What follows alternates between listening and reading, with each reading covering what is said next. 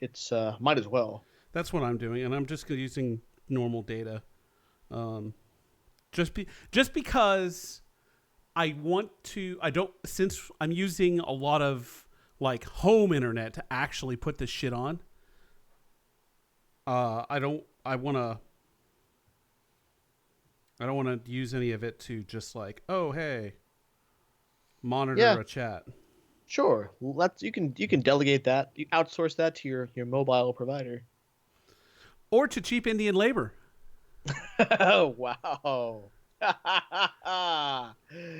He did it. Speaking of Indians, so my mother-in-law's sister and her family are now here,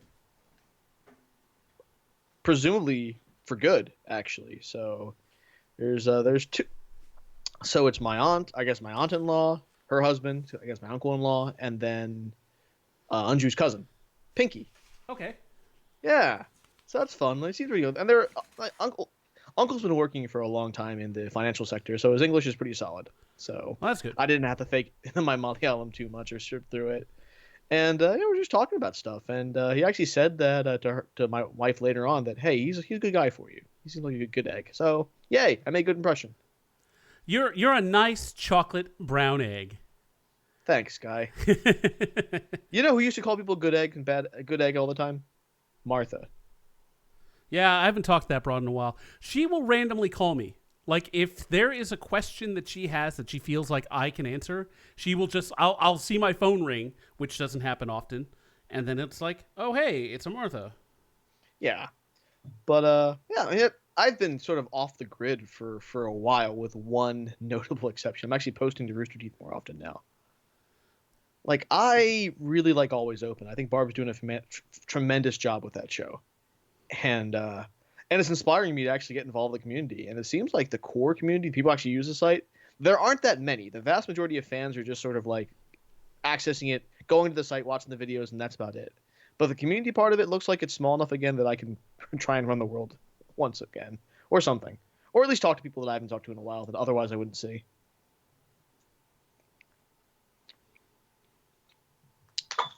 Is the stream up and running yet? It's been running. Oh, hey, I'm Jack, I'm Jonathan. and we are Glib Shark. We are recording this on April 11th, 2017. Happy Passover to our friends who are part of the chosen people.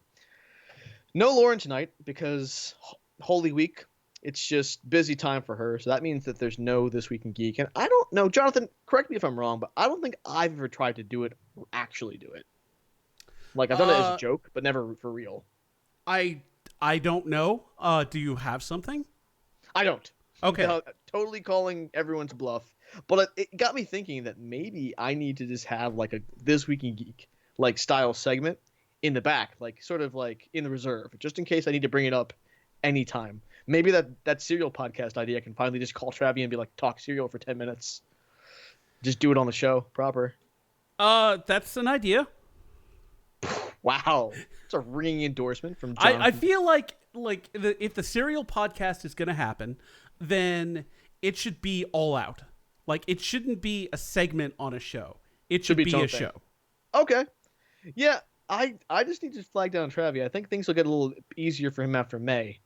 But I do have a question I posted on the Facebook group for Glibshark. Okay. And the question is, what's your favorite moment from D&D? So our fans who are listening to both this show, and if chances are, if you're listening to this show, you're probably listening to the other show where we drink alcohol and pretend that we're fantasy characters who fight and roll dice. So if you have a great moment from that or a favorite moment, tweet it to us or send it to us in the Glibshark Twitch channel or post it to the Facebook page, and all of those ways we'll be able to see it. And we'll talk about it a little bit because that's what we're here to do. We're here to serve the people.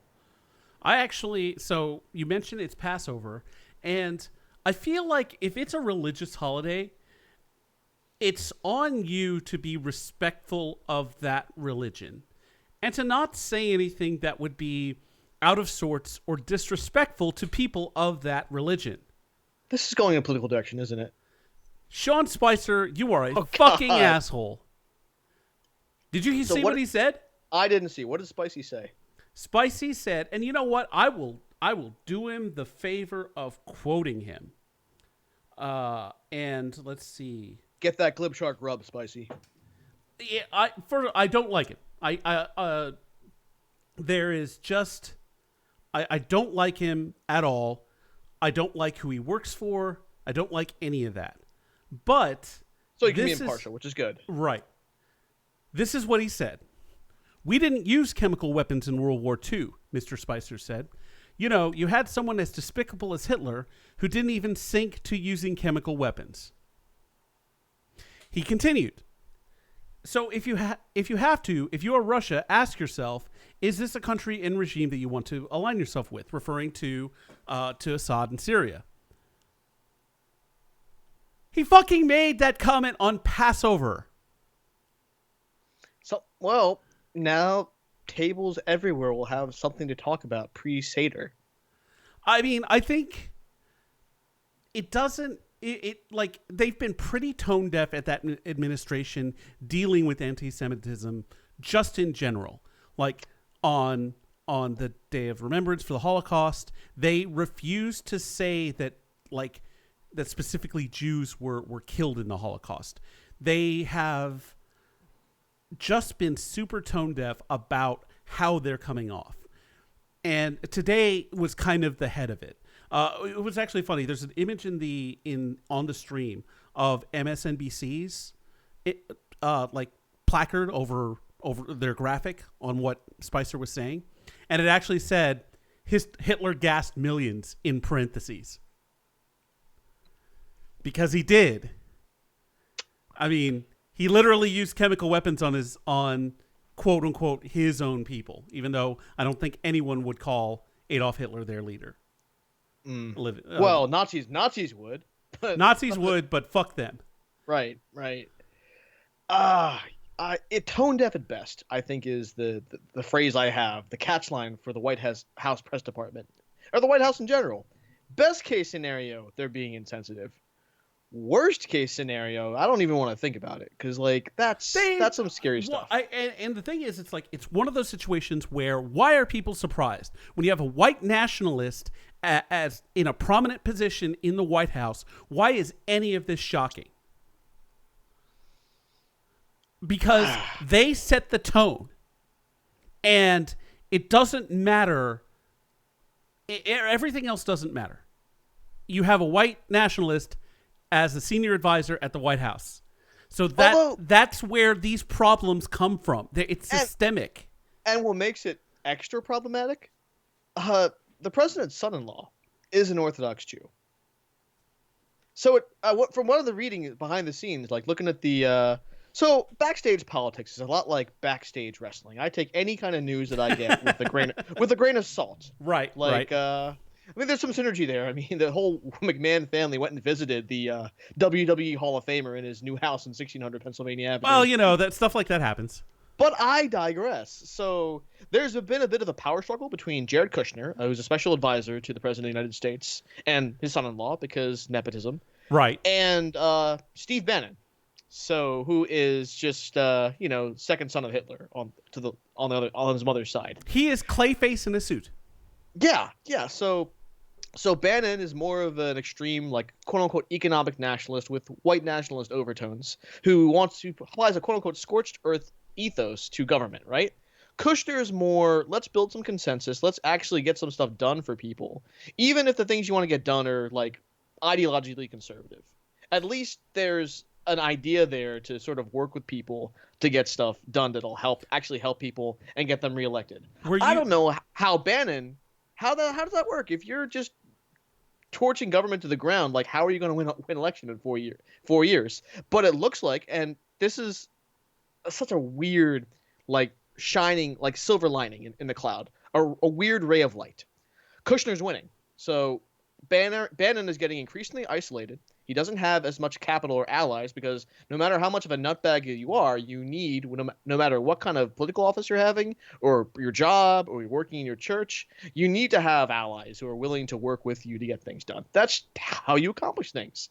Bannon thinks because he has the presidency here that he doesn't need anyone else and he's willing to bully anyone into trying to do what he wants, but he's very slowly losing power, and there are some that say that Bannon will be out, that Kushner's going to push him out because those two do not like each other. Well, and, I'm not. Go ahead. go ahead. No. Finish your thought. No, I was just going to say that and I'm rooting for a business owner, so to speak, son-in-law, to sort of triumph over someone who's clearly dangerous. Like I don't know that I like Jared Kushner either. I don't know that I agree with him politically, but at least he's more normal, if that makes sense. I will concede that he is still a tool, though, and the different pieces that were written about his visit to the Middle East last week were fucking brutal and spot on, because that man has no business anywhere near a war and anywhere near a military operation. And I think that's the overriding theme of the Trump administration. This person has no business doing this job. Ron Howard voice, they're doing that job. It's an exhaustive list. We've talked about it a bunch. The nepotism is strong. I assume Ivanka Trump has top secret clearance or some kind of clearance. Oh wait, she doesn't. And yet, she and her husband are sitting in on some very sensitive meetings, getting some very sensitive information. So in 20 years, when I run for president and I make my cousin the attorney general, I don't want to hear anything. You guys Is your cousin a lawyer? He is an attorney. Okay. That's something. Right. That's that. If Betsy, if anybody tries to bring up any charges of nepotism, I'm going to say, y'all elected Donald Trump. So okay, and see, here's the thing. At least your cousin did that job. Yeah. And so for so many of the Trump administration, it's here's this job. Do you have any experience in this field? Well, no. I'm just rich and white. So, yeah. Your cousin as Attorney General is probably better than the Attorney General right now. Yeah, there's no doubt in my mind. I'm actually opening a package right now that I found on my floor that I hadn't opened. Oh, what's in the mystery package? I don't know. I'm about to find out. This is the magic. Oh my god! Of live podcast. What do we got? What's happening here? I am in a week and a half, going to be participating in the March for Science here in Oklahoma City. It is a gathering of people who would like to see science goals advanced, which in this current administration is challenging. So I ordered, and it benefits some sort of STEM charity for educational deals. But it is a March for Science T-shirt, and I'm showing Jack, but y'all can't see it on the deal. So I'm really happy I got that. Yay. Well, that's really cool. March for Science. I remember, what was it, 7 years ago? I went to the Rally to Restore Sanity / the March for Reason. It was a Stuart Colbert thing they did in D.C., and that was so much fun. I remember. I believe, you went. Our friend of the show, Izzy, went. Who else? There were a bunch of people that went, didn't they? Wasn't there? So Izzy went there. It was Jeff Rupert, me, Sedlak went there as well. Jack Patillo, actually. And I was about to say, Patillo went, right? Patillo went, and I think Kerry went too.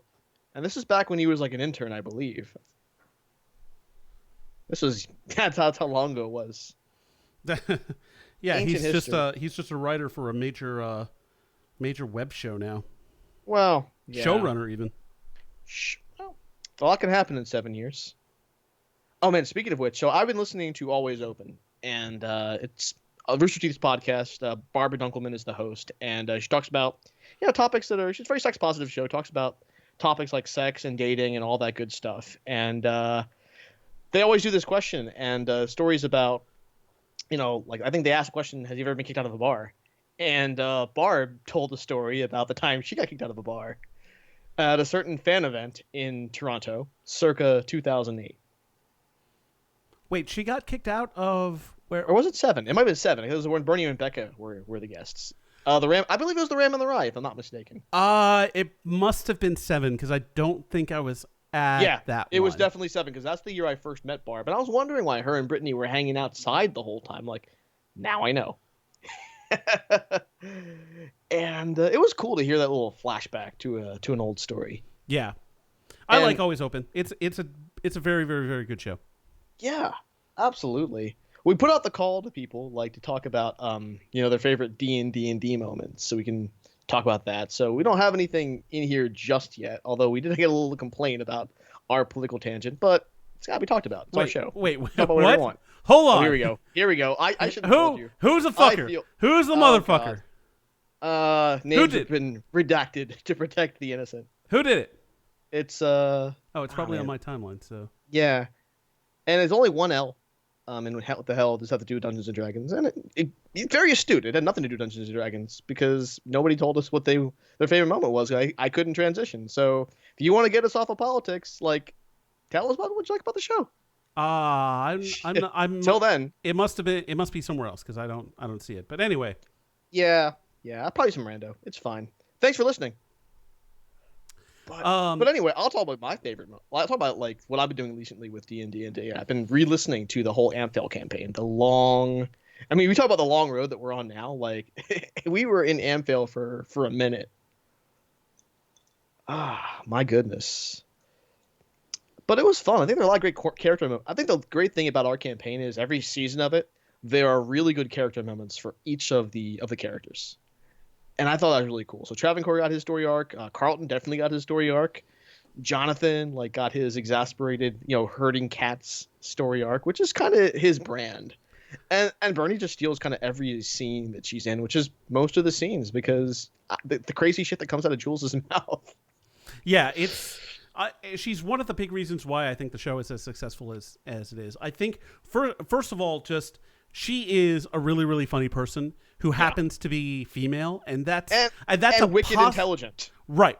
And that's a positive aspect for a lot of these D&D shows. Is that I think if this kind of D&D renaissance is due in large part to its accessibility, like you didn't have all of this like 5 or 6 years ago, and the diversity of the people involved, I think, is making it okay for people to like D&D, and in our case, D&D.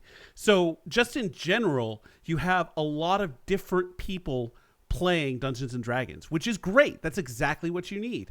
And even when it comes down, because it's easy to find a group of celebrities and wrangle in some people and have a group of friends that will include a few females, a few people of color, and get that going. Sure. On a big show or a little show like ours.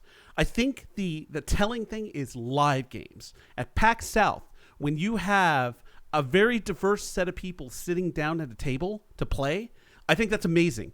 I think that's exactly what the hobby needs. Because stuff like this is great for getting people into it, and then it's on the people to do it themselves, either in person or through one of the many, many means by which you could have a D&D game online, an effective D&D game online. Because you could have done that like since forever, but the tools are there now to where it is a lot more practical, and I love it.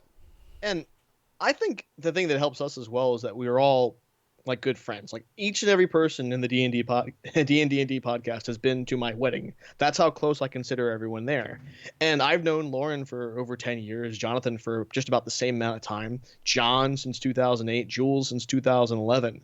So there's history there, and there's a shared community, shared thing, and we can play off of that history and play off of being able to see each other.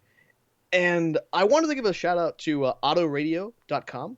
It looks like they have a website. They have a list of the best Dungeons and Dragons podcasts and radio in 2017. Now, it's possible that Auto Radio is just one of those aggregators that sort of collects Dungeons and Dragons and just searches for the name and then puts us on there. But I don't care. It is recognition. It's some validation. So thanks, Auto Radio. But if you've been listening to the show, you know that we're now at the end of our time at Anfail for now. And I would definitely recommend listening to the last part of the last episode because it is a preview for some shit we're about to get into. I think we can probably say that that coming up, we're going to have a little something different for the next couple of weeks. So if you are, we're going to keep you on the hook for what's going to happen post Amphail with our shenanigans. But I think the detour we're going to take is going to be a fun one. And I think, like, at the end of the day, if you're playing Dungeons and Dragons and you're not having fun, you're not playing Dungeons and Dragons right. Like, that's the point. So that's the whole thing of it for me. I've been talking a lot with a friend of the show, Izzy, about Dungeons and Dragons just in general. She has deep dived a lot of reading material. She's getting ready to run her first game, and she has become quite the denizen of RD&D. And one of the big themes in RD&D is just reading about some of the horror stories you get into about different players and different scenarios and different DMs. Like, just the kinds of things that players will do to DMs or DMs will do to players. It's funny to read and also terrifying because I have very little experience with that. The worst DM that I've ever had was a rando at the Adventures League at PAX. Jonathan's long-time war with randos continues. And the thing is, it's like the other DMs were it was more of a spectrum. Like, there was this one guy who was fucking horrible. And then the last session I played, the guy was great. He ran the game very smoothly. He had a battle map. And then the rest of the DMs were somewhere in between, mostly on the good side. So it was an interesting experience. And I guess the point I was trying to make is that there are lots of stories about bad D&D getting played out there. And that sucks because sometimes people don't have the kind of options that other people have. I consider myself pretty lucky because I fell in with a group that not only I can play with, but play like me. Like, we have very similar sensibilities to our D&D playing. So there's not much conflict in how we want a game to run. And sometimes you get that. Sometimes you'll get a group where one guy just doesn't like combat. Or another guy, or a DM that doesn't use a battle map. It's all theater of the mind. And it's like, some of that works, but it's like personal preference. I'm glad my preferences are largely shared by the people I play D&D with, for the most part. Yeah. And I think for every party, it takes time to adjust to the different personalities in the room. I know in the beginning, especially, like you, Jonathan, I got super mad when, like, we would go off the rails too much. Like, all that back and forth tangents. I usually, like, I want to get to the action, I want to, play my character. And I think you were kind of the same way. Like, the RP elements of it weren't as interesting to you, and you just wanted to get to, like, the combat or the action or whatever. But then I came to appreciate it more, and I saw it as part of our brand and something that actually, when I got back to listen to it, that made the show funny, and it made it vital and effective. And I think that's what we offer, that we have that ability to bounce off of each other and to have these kind of fun character moments and these in-jokes for our audience that we're building over time, which I think any good podcast or long-time broadcast is going to have some sort of inside joke to reward those long-time listeners. Like the mayonnaise jar. Or the poison jar. The alchemist jug. Yeah, the mayonnaise jar. Yeah. I'm looking forward to moving on and doing something different. I do think that there are places we can tighten up, and there are things that we do that can maybe get cut down to, like, a couple of lines. Like, hey, you guys go into a forest, you bury a body, you come back for dinner. That's because that's much more interesting than what we did. What we did wasn't really that much more interesting either. I don't know. I kind of like that. I think that any podcast, any D&D podcast can do that. What we do is we go about it in the most circuitous, I'm pretty sure this is a word, circuitous way ever. I wouldn't say that's a great feature of our show, but we'll move on. Agree to disagree. Well, yeah, moving right along. Like, I know we're both playing Mass Effect Andromeda. And I'm probably behind most of you guys at this point. I'm still on. I don't want to spoil it for people. I'm on Kadara, I want to say. Yeah, so I got stuff going on. Kadara? Yeah. I want to I got some stuff on Vold to do. I'm not sure how I want to go about it, because I did the bare minimum on Kadara to get out in space and have your crew talk about what your next move is. And In a weird way, that scene reminded me of our party. I I can see know. that. Yeah, Yeah. I actually did not mind my time on Kadara, and I've been going very slowly. I've been at a glacial pace. Like the glaciers on Vold got nothing on me. And I think that's why I'm so far behind is because I'm going and pretty much doing as much side stuff as possible. I 100% at EOS pretty early on, and I'm pretty close on Havarl too. I keep wanting to call that planet Havarl Winslow. Is that normal? It's No, probably it's not. no, it's I not. need to see some doctor about it. But one of the other cool things about the cast is how like in the Shepherd trilogy like they had some arguments here and there between like cast members or like crew members and sometimes they have a fight and Shepherd would have to go and break it up, but for the most part they got along.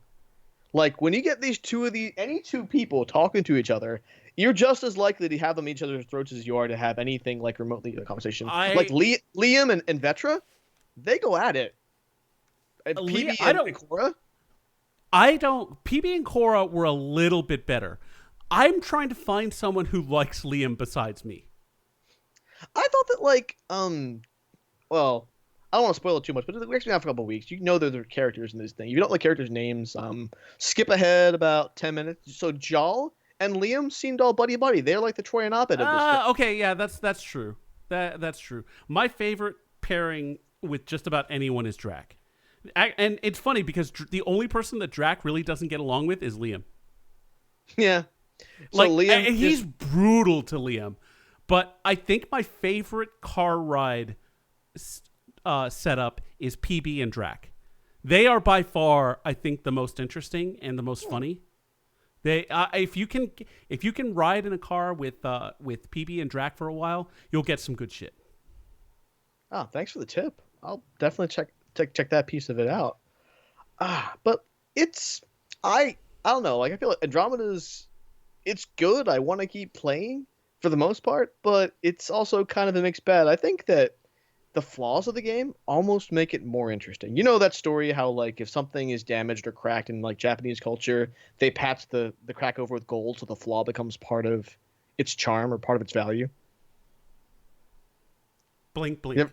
Yeah. Okay. Just So that's a real thing.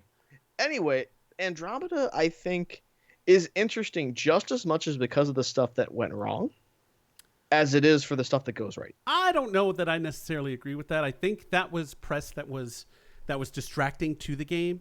I think it gave people the wrong impression. You had a lot of people that played that first weekend, like hours before however long it was before the actual release.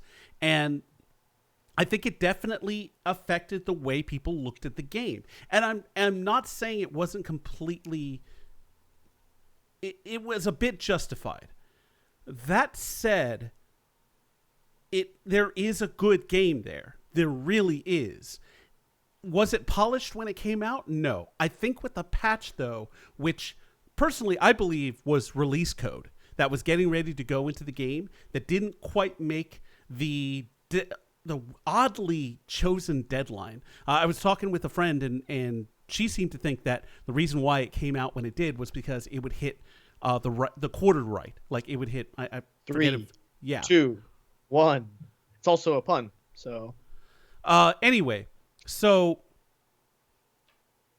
that code that polished the facial features, especially in Addison, just didn't make it. So they kind of like sold it as a patch, but it was actually something that was in the game that just didn't make it when it went gold.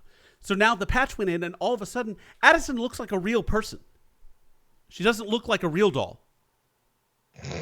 oh man, it's the real doll thing kind of set me off. Like, cause there's a podcast I listen to called The Greatest Generation, where they reference. I don't know if you remember the episode where is that dude? Gosh, what's his name? Kevin Uxbridge, where he's on this planet and there's his wife and like they're keep to themselves. And spoiler alert for a 30-year-old TV series. By the way, Next Generation debuted 30 years ago. I think today or sometime this year or something. Or Right. this year. He's a Dowd and immortal. Yes.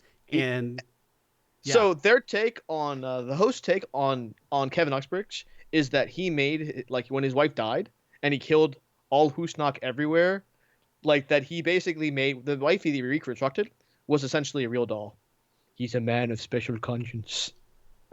And they do this kind of like really creepy like Kevin Dowd voice. And you know how he played that music that messed with Troy's mind the whole time? Yeah. Like whenever they do an impersonation of Kevin Uxbridge, they play the Mr. Softy theme song. Oh my god. I I feel like it's become like my platform to recommend podcasts, but love if you like Next Generation, or if you want to hear people make fun of it, or if you're a little bit embarrassed that you like Star Trek Next Generation, listen to The Greatest Generation. You'll love it. I highly enjoy that show. I am not shocked that that is a show that you would enjoy. I've been doing a lot of Max Fun stuff lately, and we're not on the Max Fun network, but I feel like there's at least 6 or 7 shows that I subscribe to from there. So Judge John Hodgman, Jordan Jesse Go. There's one called Dead Pilot Society, where every week they do a reading of a pilot that never made it to series, and it's done by all these like great actors. Like I listened to a really weird one where they actually did a read it make of Big, and it's actually kind of good. It actually goes into the questions of, hey, if you had a child who all of a sudden became big, like you didn't know it, like you'd assume they were missing or something. And Jason Ritter was like in the table reading was playing the role of the kid who becomes big, which is perfect because Jason Ritter does the voice of Dipper in Gravity Falls, and I think he also was in another period where he played like the brother / love interest of Ricky Lindholm's character. But it was good. I'll Be Positive one where it was sort of like Dead Like Me, but like it's all about angels earning their wings, and Aubrey Plaza is kind of perfect for that because she's the most famous Delawarean according to Forbes magazine. That's But yeah, fascinating. Dead Pilot Society is good listen. I could go on. I will probably do a whole episode about podcasts I like to listen to at some point in the future, but not yet. Oh god. Coming in 2019. Oh Jesus. Yeah. You can't just go full obscure submarine like that. You need to cut it with something that most people can relate to. Like what? I don't know. Like the Thor Ragnarok trailer that I'm not watching. Oh well, what's a hell of a pivot. I saw the trailer. I'm not going to spoil anything for you. Tone has shifted. I'll leave it at that. I like it. You can tell that from the marketing material. Like, and it's unfortunate that we actually don't have Travi for this because I saw one of the Thor Ragnarok little logo packages or designs that they had, and if you don't know, our friend Travancore fucking. I'm Travancore. You're Travancore. Our friend Traviak, aka Traviakovich, has a new project, a blog that he has up, and it is all about synthwave. It is all about that 80s culture, and it is pretty amazing. It is so thematic, and it is right up his alley. That is so on brand, it's not even funny. That is Travi in a nutshell. What is he doing in this nutshell? Oh, see, that's the thing. Like, all the kinds of new stuff is, that 20-year bubble where everything I reference is outside of that bubble? That bubble yes, is I'm well aware. That bubble's at 97 right now. So I feel like I'm getting all kinds of new stuff. I'm finally feeling comfortable referencing, like, early South Park or Austin Powers' International Man of Mystery. Because all that's becoming everything new is old again. That's my brand.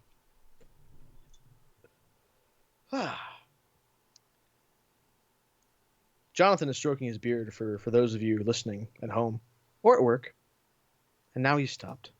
I am because you mentioned it. Yeah, self-conscious, aware stuff. But I didn't even realize Travi had a blog. Like this is what happens when you do your self. It is. It's called Watermelon Bonsai. And you can follow it at WTRMLN Bonsai. And it's watermelonbonsai.com. It is just, it's full on synthwave. And as soon as you see the logo that he has for his Twitter, it is very much like the promotional material for Thor Ragnarok. It is, they are definitely going for a vibe. I wonder if the bonsai is a reference to Buckaroo Banzai. Probably. Oh, wow. Yeah. Probably. Hello. This is... Wow. This is definitely a thing. Got And sympathy I for my. think I think if you're familiar with the work, and I believe we've talked about this, but if you're familiar with the work of Taika Waititi, then you know what to expect. He directed a movie, and it's something that I really really need to see. It's called What We Do in the Shadows, and it's like a mockumentary about modern day vampires in New Zealand. And I'm trying to remember. I think it was on Netflix or Amazon Prime for a while, but it's not there anymore. But it is a very interesting film, and I do want to see it. But that's the guy who's directing Thor. So you're gonna see like you said, a shift in tone, and I think it's a good shift. I really do, because we want fun in our superhero movies. We don't want grimdark Batman v Superman. That didn't work. Suicide Squad didn't work.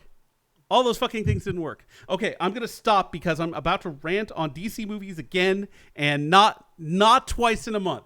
Not twice in a month. That is some well-trod territory, my Indeed. friend. I don't feel like we need to go into that too much. Oh, but speaking of movies that I have seen, I saw Get Out this weekend. What'd you think? I loved it. I absolutely loved it. Oh yeah, that's the one by Jordan Peele directed it. Yes. Wow. Okay. I mean, it seems like very timely, especially now. Reading about it, and I'm not going to spoil anything. I will just say that it had a different ending than what it has, and that ending was affected by recent events, or events that have kind of surrounded our times right now. Normally when I go see a movie that isn't like one of these instant classics, I can always find something wrong. Like, oh man, why was this scene like this long? Or why did they bother with this? Or why is this character in this movie? It makes no sense. I had trouble finding anything wrong with Get Out.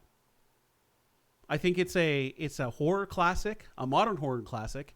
It is so well done on so many levels. It's self-aware a little bit. That, like, you'll have characters, you'll be watching the movie and you'll be like, wait, what? Why is that going on? And then you'll have a character in the movie who goes, wait, why is this going on? It's great. You have the voice of the director, the voice of the audience, and it all works. It's an excellent horror movie. I'll recommend it. I mean, horror is not my brand, but I can be using that word. I feel like I'm diluting it. But it might be something I check out like when it comes out on video. Maybe it'll be like a red box night for me and my. If you can get out and see it, I would get out to see Get Out. So this is something I wanted to bring up. Okay. Puns, right? They've been my thing for forever, and then I get married, and all of a sudden I go from being able to talk to people once in a week or once in a while and have them put up with my puns, and having a person who's constantly in the line of fire, like, you know, to the point where 3 straight months of it, like puns. Finally, she had enough, so I had to scale back, and I ended up just walking away from it altogether. But that someone was there to pick up the pun torch, and it's you, my friend. I mean, it's an intervention of one. Like, there's no one else here. Like, Lauren can probably vouch for this. But I think you have a problem. No, I'm good. Are you? You can stop anytime you want? I don't need to stop. It's excellent. Well, you imply that there's a problem when there is none. It's like... and speaking of, and this actually relates to something that we were talking about a second ago. Our friend Izzy also pointed me to a subreddit, DM Dad Jokes. Oh, well, this is relevant to my interests. It is. It's just our DM Dad Jokes, and it is advertised properly. It's terrible, and it's amazing. It is so great. And seeing as you are about to be a dad, or actually, you already are a dad. Right. But because I'm also Catholic. But Dad. it would be required reading for you, as you are a geeky dad. All right, let's head over here. All right, let's Oh, here's a question. Why are skeletons more appealing than zombies? Edit. Let me rephrase it better. Every skeleton is basically a zombie that has gotten appealing. Exactly. Wow. This Exactly. is this is. I think I know what I'm doing tomorrow. Oh, what? It's pretty That's amazing. good preparation. I don't think I need that though. I think that's just gonna naturally flow You out. say I picked up the pun torch? No, you never lost it. I guess not. You just covered it like a hooded lantern. So it's Now like you need to uncover it. Let the pun light show. you adopted the punness. I was born into it. So you say friend of the show Izzy so much that I've come up with a handy acronym that will save us some time. FOTSI. Try it on. No, I don't. No. No, No FOTSI? no fancy. No FOTSI. Okay. It does sound like, I don't know, like it's an insult in Pashtun or something. That's a real FOTSI. The joke there. Sounds so much like Fozzie too. I'm trying to think of what else. What else that happened this weekend? Like I said, Get Out. So good. See, Not a whole lot of interesting previews from what we saw. There was some like Katherine Higgle, Rosario Dawson movie, and it was one of those really long trailers where you're like, oh, that's the one where Hegel plays the jilted ex-girlfriend and Rosario yeah. Dawson's the current girlfriend. It just, I felt like like I was sitting there was no mystery to the movie. It's like, well, this trailer made sure that I will never see that movie. Wow. Nice job, trailer. I think it's one of those issues that is prevalent in the business of Hollywood because a lot of times the directors don't have a say in what goes into those trailers, and it has upset some people that, hey, this plot point, which they spend half the movie trying to build up and get to, is in the fucking trailer. It's like, okay, what was the point then? I think, and it's just one of those things where it's not, until there's a big enough backlash, which so far I think my annoyance and the annoyance of a relatively few amount of people is not enough to say, hey, let's cut this shit out. It's just not. It's going to continue, and it kind of sucks. Yeah, it's the economics of movies and the hyper competition are such that, I mean, movie studios feel like they need to give you the entire movie in the trailer the same way. It's like the same logic that tells like airlines that they need to sell more tickets for a plane than it has, and then kick people off of planes when they make because of the mistake they made, and to use police officers to move people who have paid for a good or service out of there to basically cheat them out of that good or service. I feel like United lost more money by doing that than they would have if they just offered the max $13.50 to whoever, because somebody would have bid on that. Someone would have gotten that. I know. Yeah. Okay, so if somehow you don't know, earlier this week there was an incident on a United Airlines flight. They had overbooked the flight, and it turns out the flight crew needed to get on this plane. So they offered, I think it was $800 in a hotel room, and had no takers. So instead, they randomly selected 4 passengers that were getting bumped off a flight who had already boarded. It wasn't like these people were stuck at the gate. They had boarded the flight already. Yeah. And what happened? Well, a lot of you know what happened. A guy got dragged out of his seat by Chicago police, Chicago Aviation Police, and now it is all over the place. Everyone has seen the CEO's apology and his reaccommodation comments. Everyone has seen the internal email he sent around because, of course, that's going to get fucking leaked. Come on. Yeah. It's just sort of, and for them to have these kind of fails at once, like twice in a row. First with the leggings, and I get that there are different rules for people on standby because they're quote unquote representing the airline. But like, who's gonna know? Like, who is going to know that that person is a standby / representing the airline passenger as opposed to regular passenger? And if it's okay for the regular passengers to wear this, why isn't it okay for them to dress the same way? And what really kills me is that United kind of shot themselves in the foot twice. One, because they've lost about $600 million of value in their stock just today over all of this. And two, The reason for that is because the number one audience, market is America. Number two is China, and the gentleman that got dragged off of the airline, I believe, is Chinese American. So they're afraid that if they go on a United flight, that they're going to get dragged off of it. And I'm technically afraid for this. Like, I am so glad I don't have to fly United because of different arrangements or whatever. Like, because I'm not going to. Why would I pay for a service that you can take away from me at your discretion? There's no incentive that will allow me to do that. Yeah, I mean, I fly.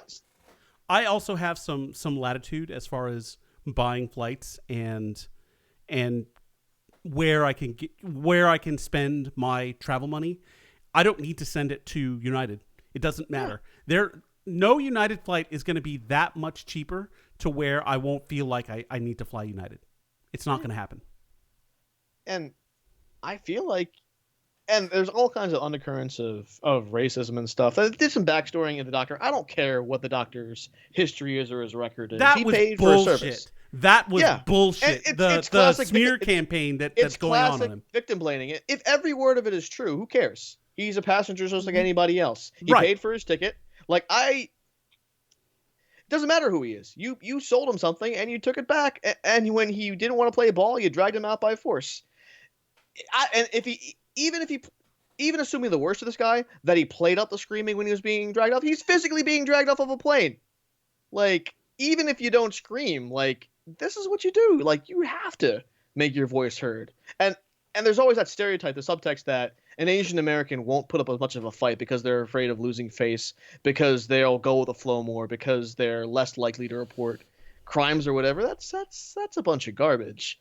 And I'm not saying that race played into the decision or whatever. I can't prove that one way or the other. But in the context that we're in, it's like, and I think this is a common theme. Like, we started off with the tone deaf decision, and we're kind of, well, not wrapping. We got like 15 minutes to go, but like, we're coming back to this whole idea of tone deafness, where people, like, they've lost the ability to experience empathy, to stop, think, listen, reflect, be mindful about decisions rather than just going with the flow.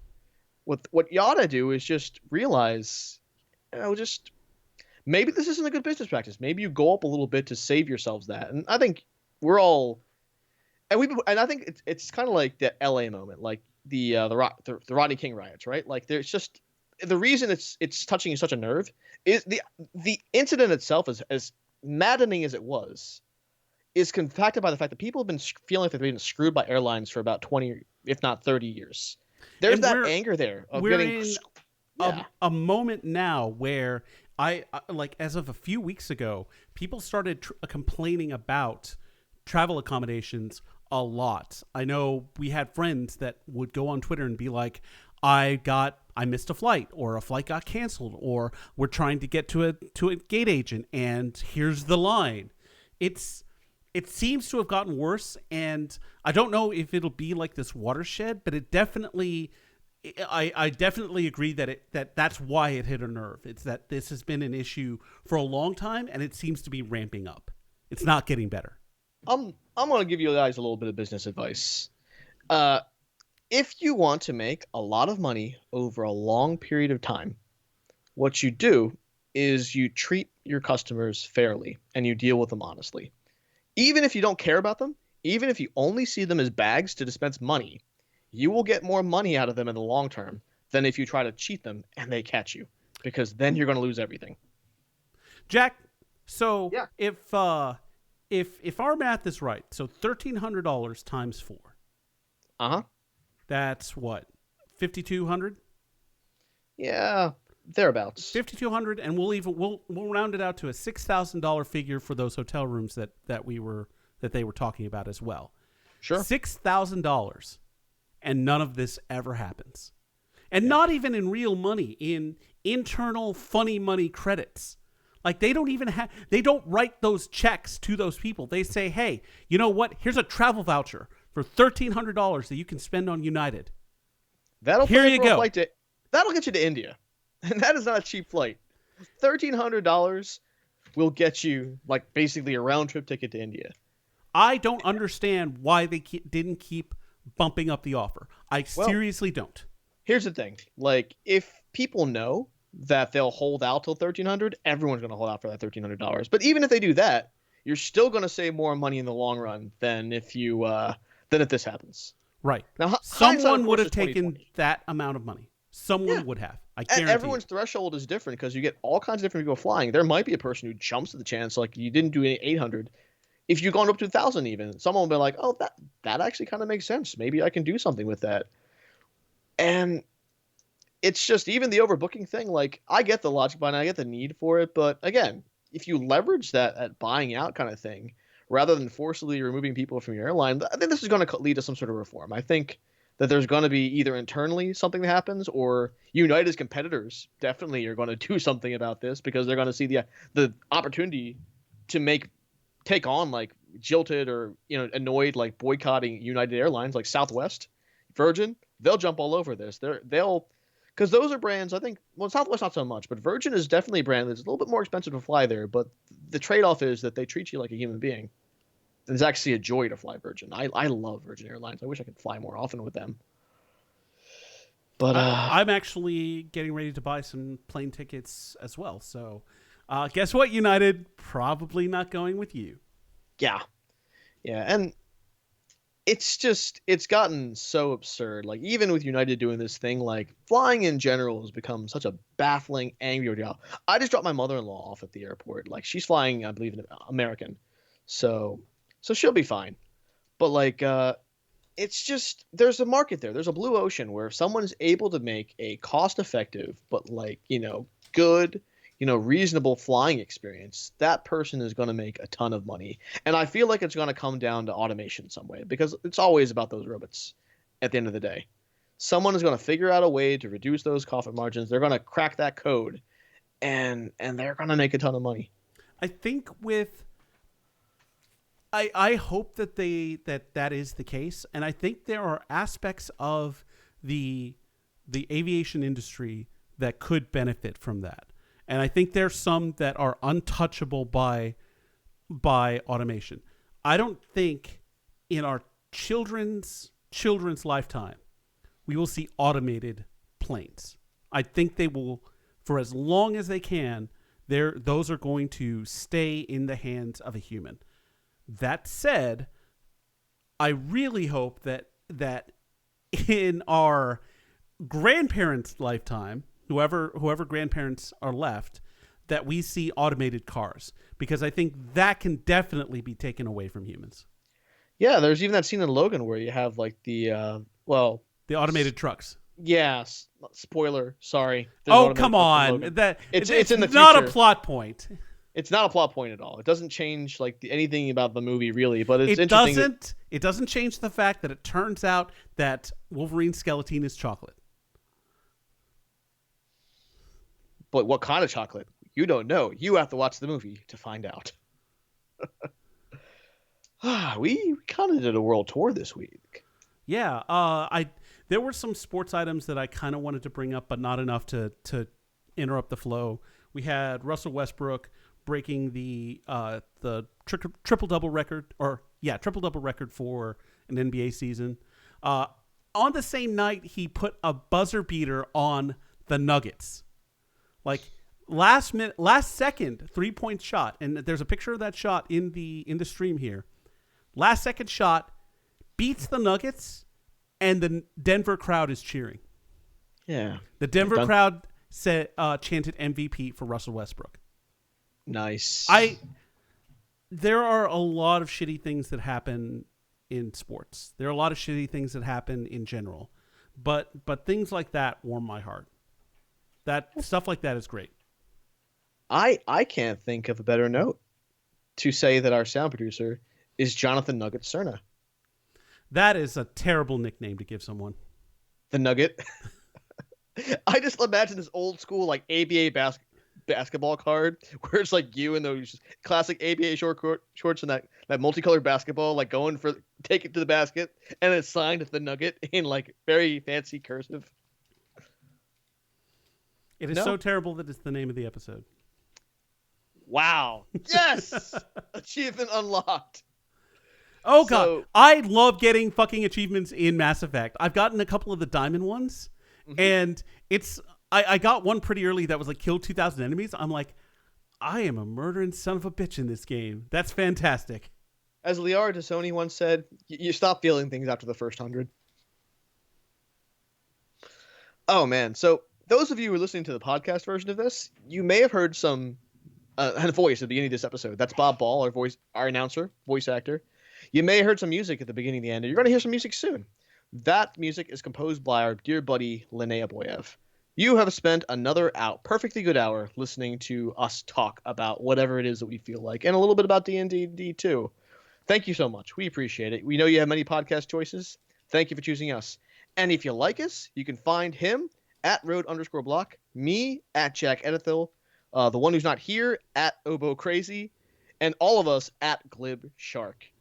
Oh man, so if you like what you're listening to, leave us a 5-star review and give us a recipe in the 5-star review, like I'm hungry, or a drink recipe or something cool, or tell us what you like about the show. Or if you want feedback for it, give us some feedback, but still leave us a 5-star review. It helps people find the show, and we appreciate it. Hit them 5s, guys. Hit them 5s. So on behalf of Lauren Urban, Jack Edithil, and the entire Glib Shark staff, including Jonathan Cerna, so we're saying good night, good health, and remember, go ninja, go! Ha ha ha ha ha!